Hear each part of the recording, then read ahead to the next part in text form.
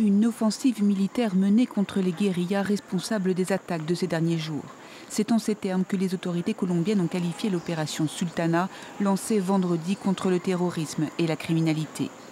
Jeudi, dans le département d'Antioquia, près de Medellín, une attaque meurtrière par drone a été menée contre un hélicoptère des forces de police, tuant 13 policiers. L'opération meurtrière est attribuée à un groupe armé dissident des ex-FARC, les forces armées révolutionnaires colombiennes. Les policiers étaient en train d'arracher des cultures de coca dans le département d'Antioquia et le 36e front des FARC a frappé de manière insensée avec des engins explosifs et des drones. À Cali, dans l'ouest du pays, c'est un camion piégé qui a ciblé quelques heures plus tard une base aérienne militaire, tuant plusieurs civils et faisant plus d'une soixantaine de blessés. Le président colombien a attribué cette attaque à l'EMC, une autre faction issue des ex-FARC, dirigée par le trafiquant de drogue Ivan Mordisco. Le ministre de la Défense s'est rendu à Cali.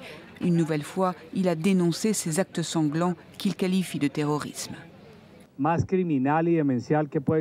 Ils utilisent l'arme la plus criminelle et insensée qui puisse exister, à savoir le terrorisme. Ce qui est triste, c'est qu'ils le font contre notre population, contre nos enfants, contre nos paysans. Mais je dois également reconnaître que ça frappe aussi nos forces de l'ordre. Les deux groupes impliqués dans ces attaques en Antioquia et à Cali ont refusé l'accord de paix signé entre l'État et les FARC. La Colombie est plongée dans une profonde crise sécuritaire.